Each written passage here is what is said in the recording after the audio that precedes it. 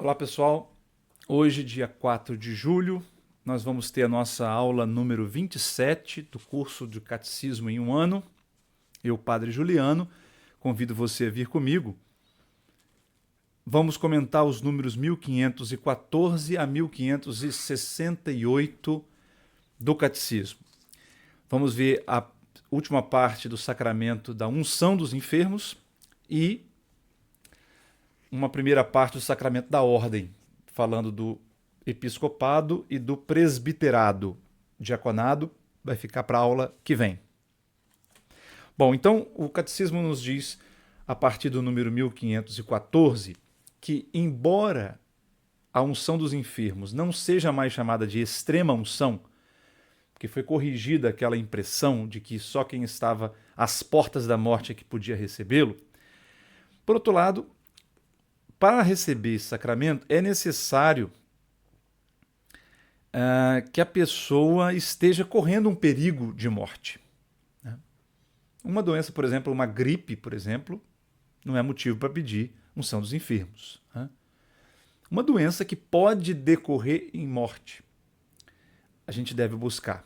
Assim também cirurgia, que diz claramente que uma cirurgia de alto risco, a pessoa que vai fazer pode pedir a unção dos enfermos. Por exemplo, se é uma cirurgia que envolve anestesia geral ou algum tipo de risco cirúrgico, é importante buscar, pedir ao sacerdote o sacramento da unção dos enfermos. Agora, se for uma cirurgia de unha encravada, não vai pedir uma unção dos enfermos para isso, né? Então, há que se ter discernimento. Qual é a graça desse sacramento? Qual a graça que nós recebemos desse sacramento? Entendendo o que é esse sacramento, nós vamos discernir bem quando se deve e quando não se deve pedir o sacramento da unção dos enfermos. 1516 diz que os fiéis devem incentivar os doentes a chamar o sacerdote. Hoje nós estamos vendo, infelizmente, uma secularização da morte. O que eu chamo de secularização da morte? A morte está deixando de ser algo, um evento sagrado, um evento religioso. As pessoas antigamente morriam geralmente em casa, chamavam o padre ia levando a comunhão, dava a unção dos enfermos, ouvia a confissão se fosse possível, dava a comunhão pela última vez, o viático, né? E a pessoa então partia em paz. Tem até o rito de encomendação da alma, o rito de despedida da alma, né? Hoje não. Hoje, geralmente, as pessoas estão na UTI, nos hospitais, em clínicas de cuidados paliativos. Ninguém quer ver um seu parente morrer em casa mais. Isso desumaniza o morrer, né? É uma pena. E quase ninguém se lembra de chamar o padre. Eu vou falar sinceramente, uma única vez, em 17 anos de padre, uma única vez eu fui chamado para dar a unção dos enfermos às pressas para alguém que estava morrendo. E, de fato, enquanto eu terminava de ministrar o sacramento, a pessoa morreu nas minhas mãos. Uma única vez. Ninguém chama mais. Precisamos, então, recuperar a importância desse sacramento. Se alguém está em estado grave, devemos chamar o sacerdote para celebrar a unção dos enfermos. Como é celebrado esse sacramento? 1517. A sequência é a mesma. Palavra e sacramento são indissociáveis, né? São inseparáveis. Então, primeiro se tem uma proclamação da palavra de Deus, se o tempo permitir, né? Porque se for um caso de morte iminente, claro que não vai dar tempo de ficar fazendo homilia. Mas minimamente se lê algum trecho da Sagrada Escritura, porque a palavra de Deus é necessária para a celebração dos sacramentos. Então, a parte essencial dos sacramentos é os presbíteros impõem a mão em silêncio, pelo menos uma mão, pode ser as duas mãos, em silêncio, orando pelo doente, e depois faz a unção com óleo na fronte e nas palmas das mãos, dizendo a fórmula sacramental. Por esta santa unção e sua infinita misericórdia, o Senhor venha em teu auxílio com a graça do Espírito Santo, para que, tendo perdoados os... Espera aí que eu esqueci a fórmula. Esqueci. Por esta santa unção e por sua infinita misericórdia, o Senhor vem em teu auxílio com a graça do Espírito Santo para que, liberto dos teus pecados, ele te salve e na sua bondade alivie os teus sofrimentos. Então, é a graça do Espírito Santo que dá, primeira graça do sacramento, liberta dos pecados. A pessoa seja salva. Essa é a primeira graça. Liberto dos pecados, a pessoa seja salva, se morrer, né?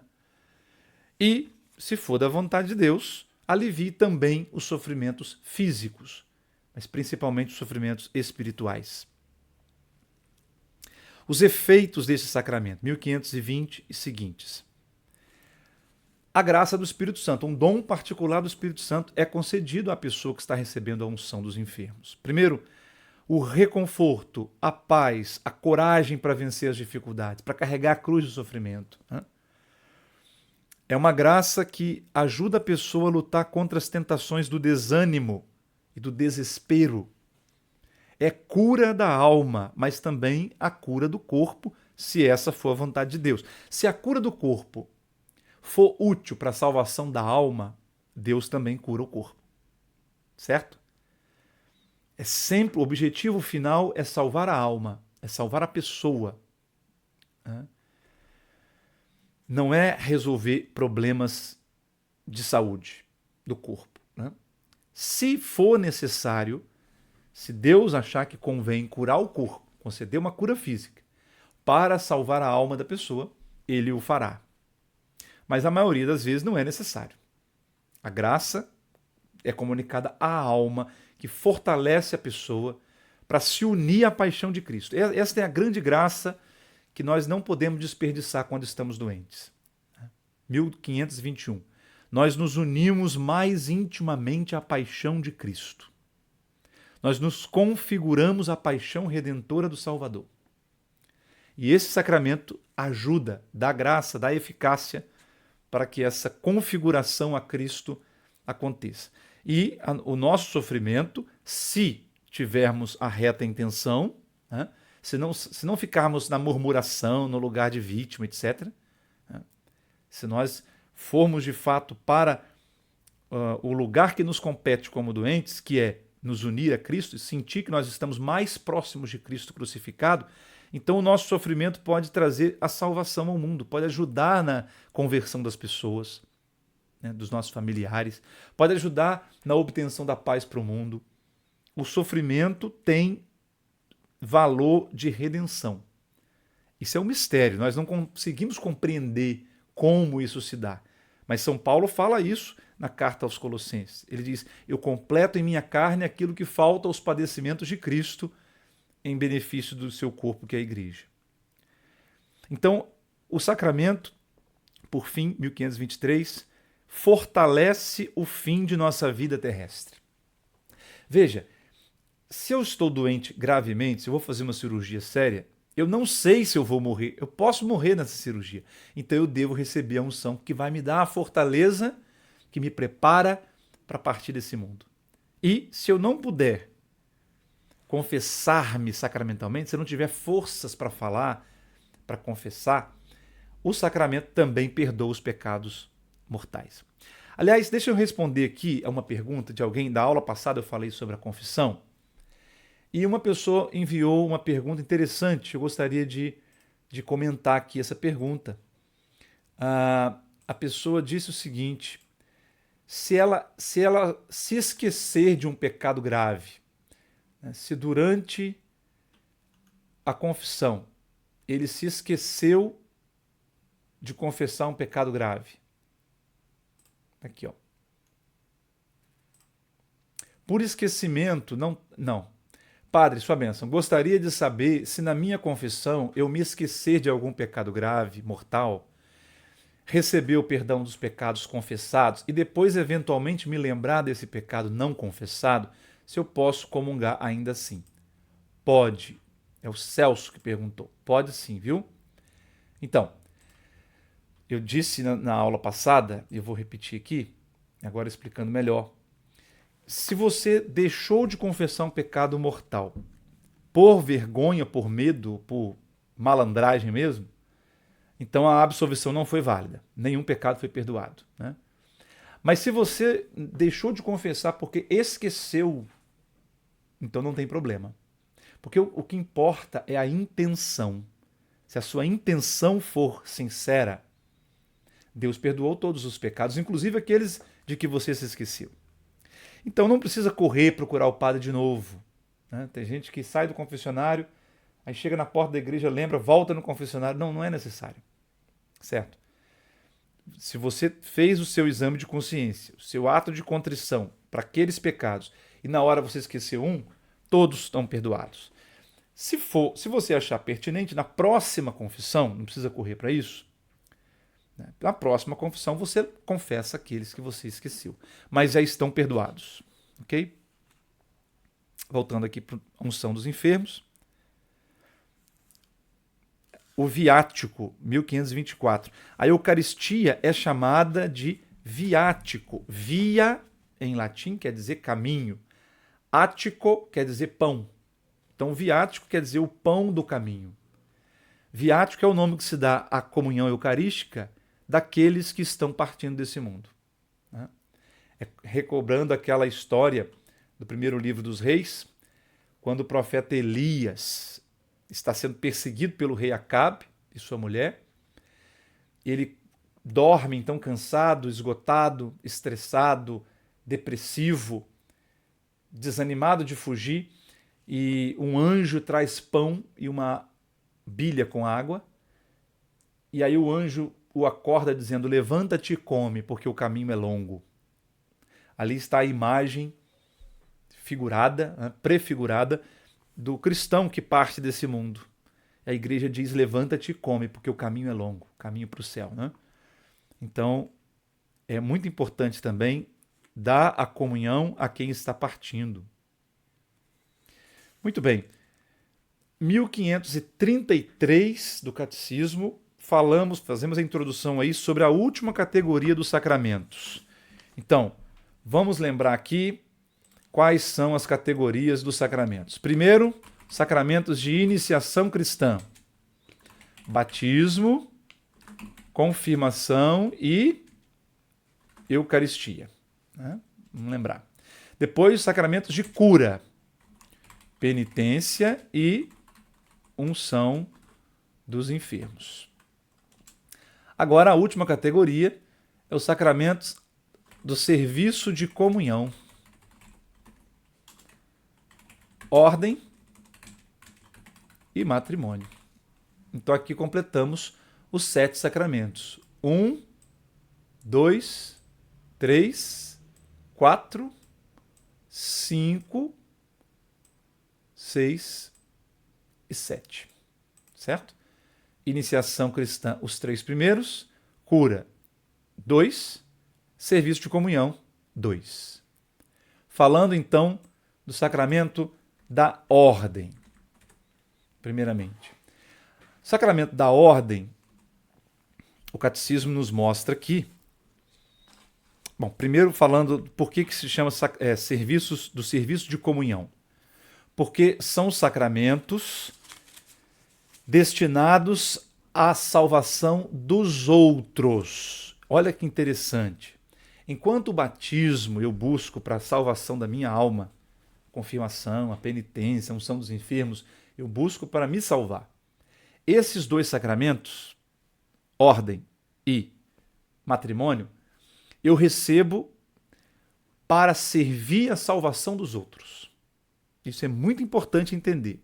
Primeiro, o sacerdócio, por exemplo, né? O diaconato. O sacramento da ordem não é para eu me salvar. Eu não preciso ser padre para eu me salvar. Atenção, jovem que está aí pensando que Deus está te chamando para o sacerdócio, mas você não quer, você detesta isso e você pensa que tem que ser padre porque senão você se perde. Não é verdade. Você não tem que ser sacerdote para você ser salvo. Não quer dizer que se você não cumpriu o que Deus está mandando, Deus está te chamando, você vai para o fogo do inferno. Não é verdade. A ordem não é para você se salvar. É para você salvar os outros. Salvar os outros. E também no sentido positivo. A ordem não é para você ganhar benefícios. Tem até um exemplo na vida do São Pio de Pietreutina, né? grande Padre Pio, ele tinha dons de cura, dons extraordinários, né? Carismas impressionantes do Espírito Santo, vários. E ele curava várias pessoas, fisicamente e emocionalmente, psicologicamente, espiritualmente, enfim. E dizem que o pai dele estava muito doente. E foram, então, os parentes foram pedir que ele fosse curar o pai. Ele disse, eu não posso. Por que você não pode? Porque isso seria um benefício para mim mesmo. Né? Eu estou rezando pela cura do meu pai. Então, se eu exerço o meu ministério, olha que coisa profunda, né? Se eu exerço o meu ministério para curar o meu pai, eu estou desvirtuando o sacramento da ordem, eu estou tirando vantagem para mim. Sacerdócio é serviço para os outros. Portanto, é um poder sagrado? Sim, é um poder sagrado para servir. Por isso, a coisa mais absurda que existe quando se fala de sacerdócio é falar de carreirismo. Né? Algumas pessoas me perguntaram quando eu terminei o doutorado em teologia.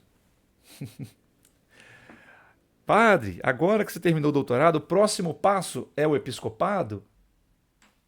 Como? Não é uma hierarquia, como na vida militar? Depois o mestrado, depois o doutorado, depois o episcopado? Não existe isso. Não existe isso. Né? Não existe carreirismo na igreja. Ou então a pessoa recebeu o título de cônego ou de monsenhor, aí agora o próximo vai ser bispo. Não existe isso. Né? Ele é, sei lá, qual função que ele desempenha na diocese? Reitor de seminário, pároco da catedral, ou sei lá o que, né? Quer dizer que vai ser padre. Foi estudar em Roma, quer dizer que vai ser bispo. Né? Não existe isso, irmãos. Não existe isso. Não existe carreira na vida eclesiástica. Essas funções que vão sendo exercidas é para servir. Né? Para servir. Então, a mesma coisa vale para o matrimônio. Se todo mundo entendesse isso, seria ótimo. Eu quero casar com a fulana para eu ser feliz. Eu quero separar da fulana porque a fulana não está me fazendo feliz. Muito comum a gente ouvir isso. Né? Eu não sou feliz com você, por isso eu quero o divórcio. Meu irmão, você não casa para ser feliz. Você casa para salvar o outro, para levar o outro para a felicidade verdadeira, que é o céu. Você se casa para servir a santificação do outro, para que o outro não se perca. Você se casa para levar o outro para Deus. Se não for para isso, por favor, não se case no religioso, pelo menos.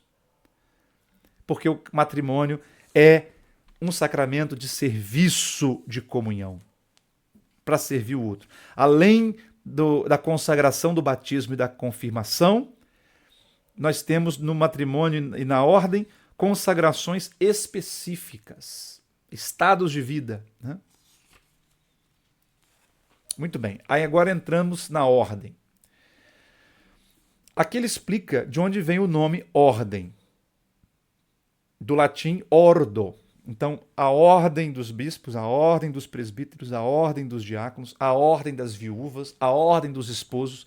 Antigamente se usava essa palavra ordem para falar de categorias de pessoas. Ao longo da história, ao longo da tradição, a palavra ordem foi reservado para essas três: o episcopado, o presbiterado e o diaconado. Os ministérios ordenados, né? Portanto. Então, hoje não se usa mais a expressão ordem dos esposos. Né? Até se usa ordem das viúvas. Né? Mas a palavra ordem é principalmente, especialmente reservada para o ato sacramental que integra na ordem dos bispos, dos presbíteros e dos diáconos. Atenção, católicos, vamos aprender a falar as palavras. Tem gente que fala... Rezemos pelos bispos, pelos presbitério. Não, pelos presbíteros. Presbitério é a reunião dos presbíteros, o lugar onde os presbíteros estão reunidos, ou o grupo dos presbíteros. Presbíteros. Vamos aprender a falar. Presbíteros são o popularmente chamado padre. O que nós chamamos de padre no popular é o presbítero, que é o segundo grau. da ordem. O primeiro grau da ordem é o episcopado, o grau mais alto. O segundo grau da ordem é o presbiterado. O terceiro grau da ordem é o diaconado. Os dois primeiros, o episcopado e o presbiterado, são sacerdócio ministerial. O diaconado não é sacerdócio. Está ali para servir os sacerdotes. Eram os levitas que serviam os sacerdotes no Antigo Testamento, né? Ajudavam a imolar os animais do sacrifício. 1539, o povo eleito, o povo de Israel no Antigo Testamento, é chamado para ser um reino de sacerdotes. Um povo sacerdotal, uma nação santa, consagrada a Deus. E para visibilizar isso, para que todo o povo fosse entendido como sacerdotal, Deus seleciona uma tribo. Uma das 12 tribos de Israel era a tribo dos sacerdotes, a tribo de Levi. Né? Por isso, levitas. Levitas quer dizer os membros da tribo de Levi. Era o sacerdócio, portanto, que passava de pai para filho. Era um sacerdócio vitalício e hereditário no Antigo Testamento, né, do povo de Deus, povo de Israel. Hoje já não é mais assim. Então, o sacerdócio de Arão, 1541. Sacerdócio de Arão. Quem é Arão? Atenção, hein? Não é Araão. Tem gente que fala Araão. É Arão. Os dois A estão antes do R. Arão e não Araão. Arão era irmão de Moisés. Eram 3 irmãos, Moisés, Arão e Maria. Né? Também chamado de Miriam, para não confundir com Maria, mãe de Jesus. Né? Eles eram da tribo de Levi. Então, quem exerceu o sacerdócio, né, o sumo sacerdócio, foi Arão. Moisés era o profeta e Arão era o sacerdote. Depois, nós temos, no decorrer do livro do Êxodo, o momento em que Jetro, o sogro de Moisés, vem dizer a ele: Moisés, você está sobrecarregado demais, é muita coisa para você fazer. Então, escolhe 70 homens prudentes e vamos pedir a Deus que reparta o espírito que ele deu a você, que ele reparta com 70 homens. E aí, então, aconteceu isso. Tem até aquela passagem curiosa que 2 deles não estavam no acampamento, não estavam na tenda, no local onde seriam consagrados, estavam lá no acampamento. E mesmo lá, mesmo sem estar lá no rito de consagração, eles receberam o Espírito Santo, começaram a profetizar também. Né? Isso para dizer que o sacerdócio, ele vem de Deus, ele não é uma delegação da comunidade. Aliás, isso está aqui bem claro também, no catecismo um pouco adiante. O sacerdócio não é eleito pela comunidade. Não é um poder que emana do povo, como na democracia. Né? Um prefeito, um governador do estado, um senador, um deputado, presidente da república. Quem é que confere a eles o poder? O povo. Né?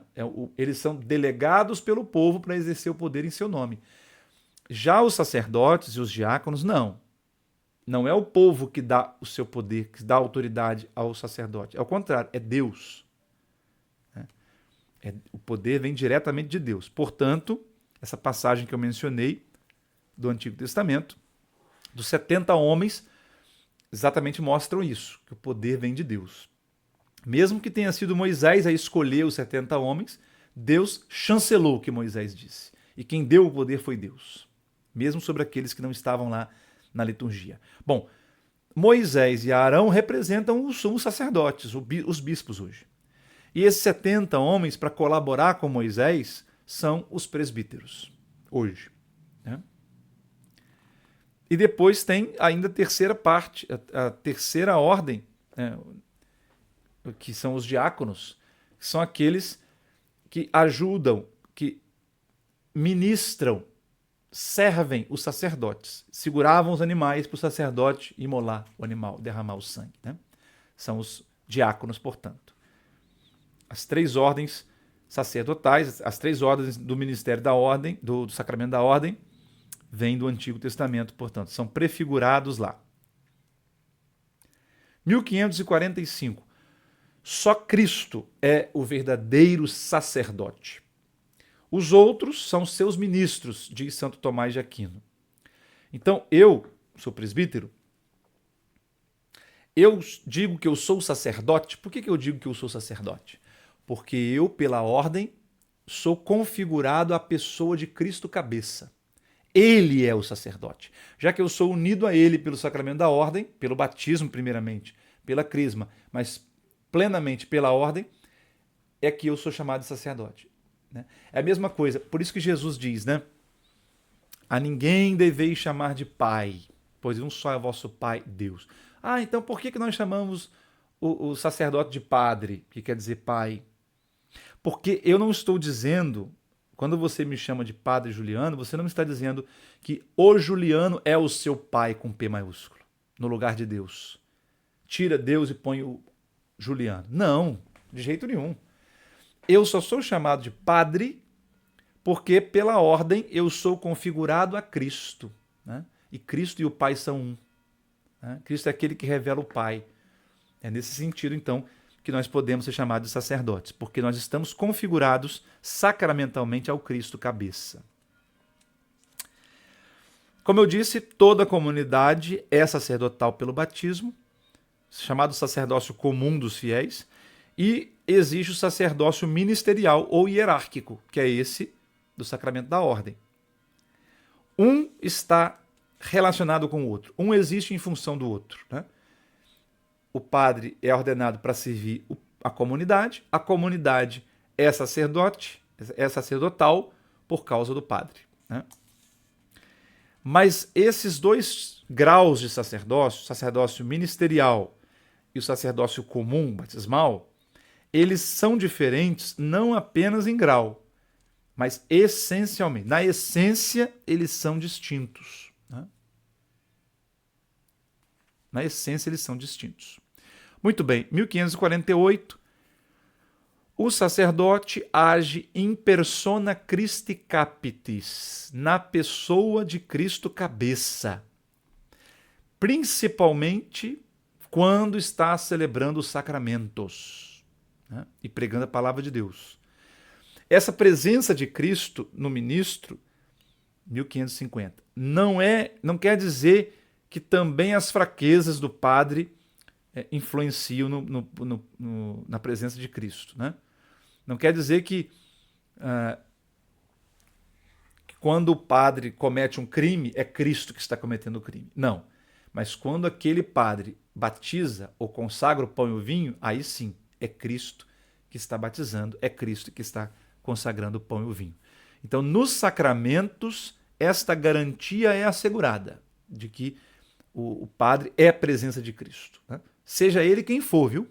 Não existe essa de, eu vou na missa do padre fulano que ele é muito ungido. Tá na carne, meu irmão, tá na carne. Vai pro espírito.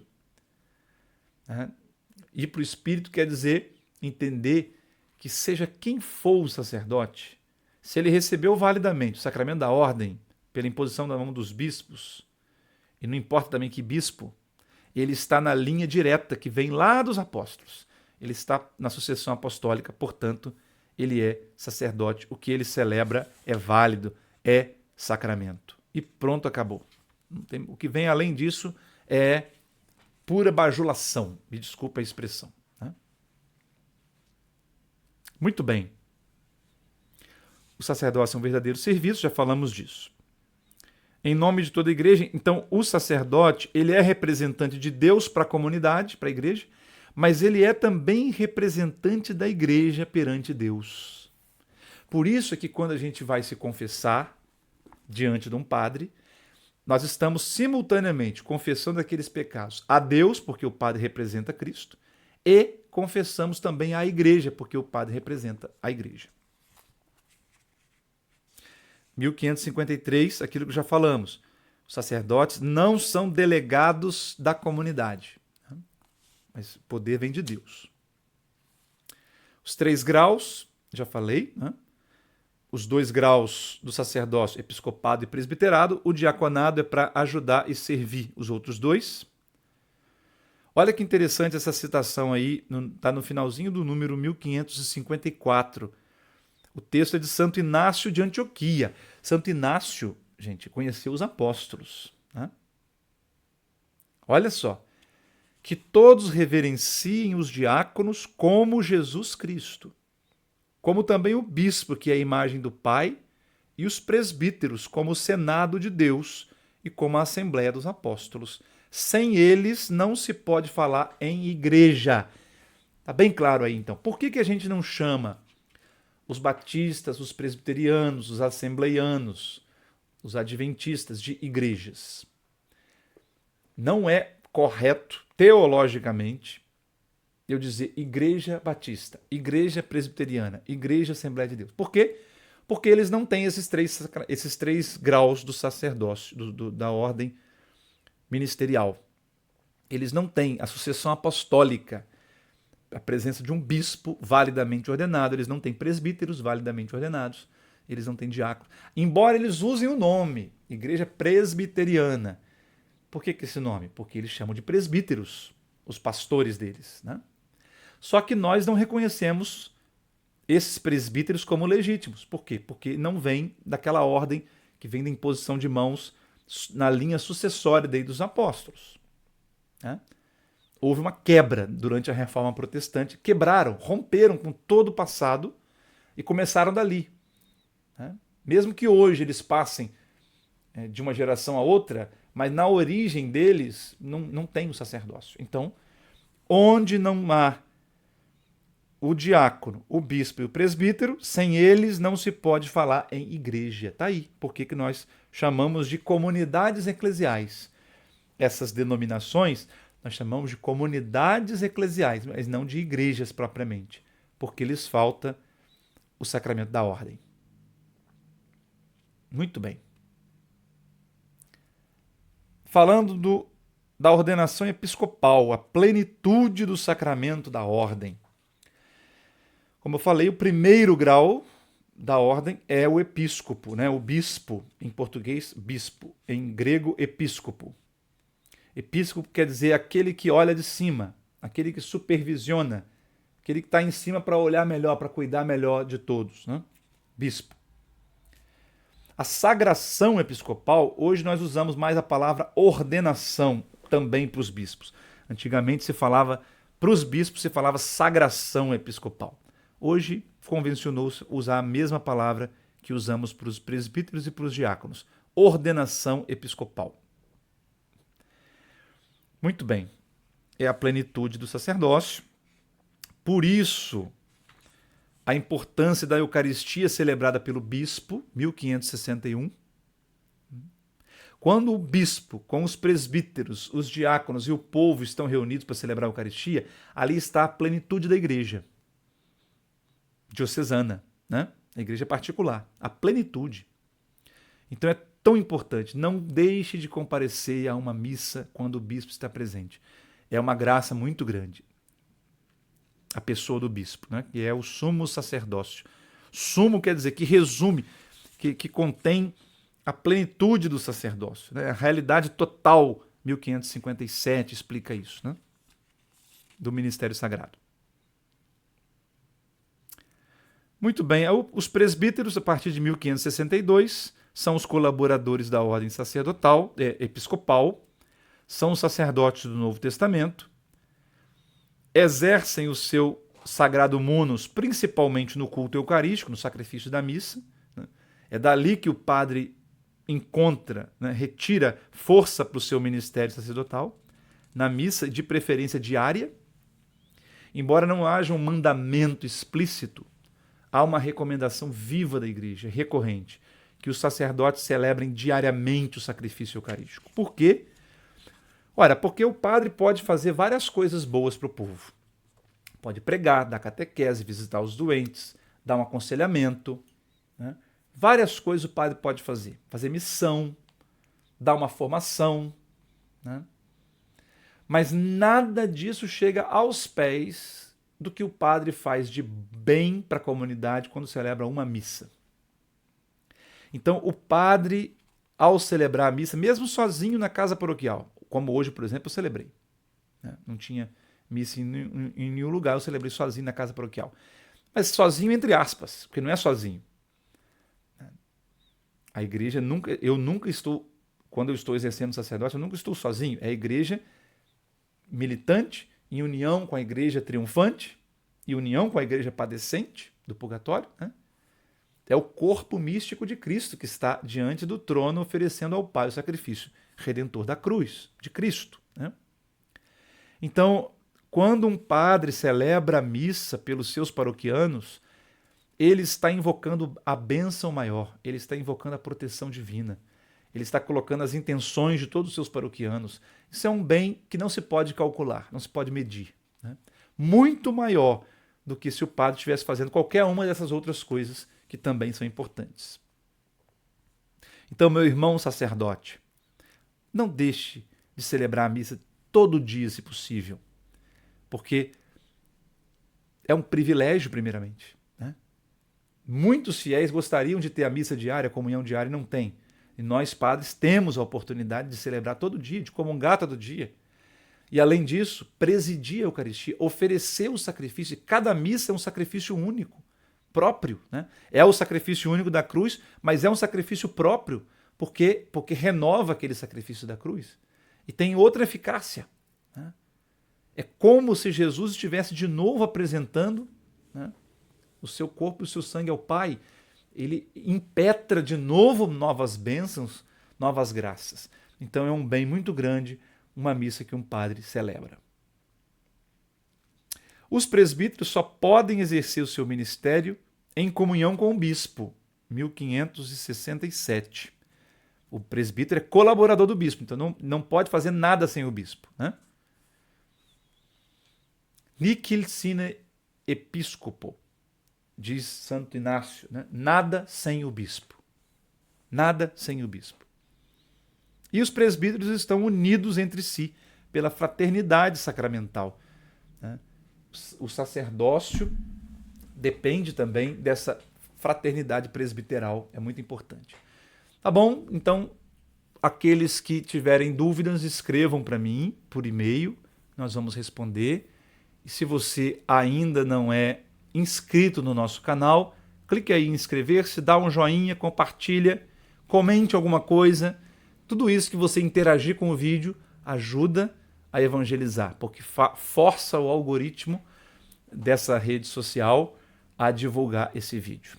Até a aula que vem, se Deus quiser, dia 11 de julho, dia de São Bento, na aula 28. Vamos ler então agora o número 1569 até o número 1624. Até lá.